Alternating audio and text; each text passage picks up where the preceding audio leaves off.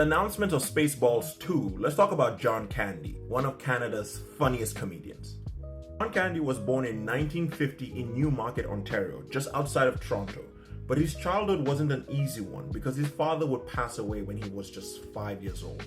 A loss like that at any age would affect anyone, but John used that experience to channel into his comedy because humor was his way of dealing with pain. Even though he was good at it, John's initial dream wasn't to be a comedian, it was to be a football player.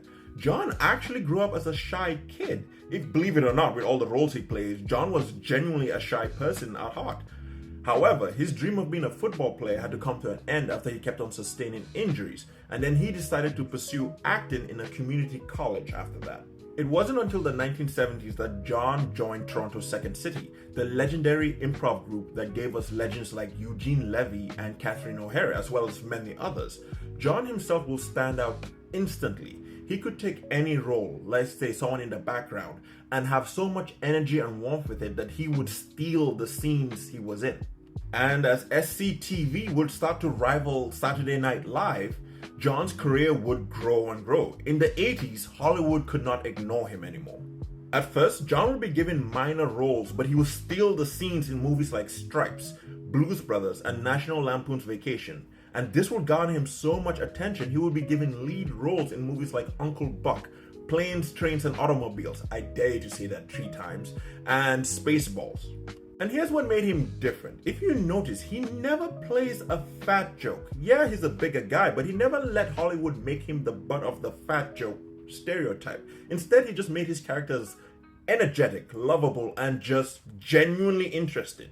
However, in 1994, while filming in Mexico, John will pass away in his sleep from a heart attack. He was only 43 years old. The world was shocked at this news, and his funeral would be held in Toronto. A lot of people felt close to him, even though they never met him. That was the strength of his charisma.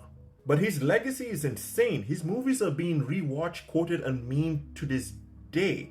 Because John wasn't just funny, he was kind and warm, and he made people feel good about themselves. In fact, his legacy in comedy is so long-lasting that this day and age, there's still stuff about John Candy. While I was doing research about this John Candy video, I found out that there was a documentary that was released just September 4th, 2025 about his life. He's still relevant to comedians, Hollywood, and actors today. The question, if you were to introduce John Candy to someone who has never seen his movies or know about him, which movie would you choose to show them?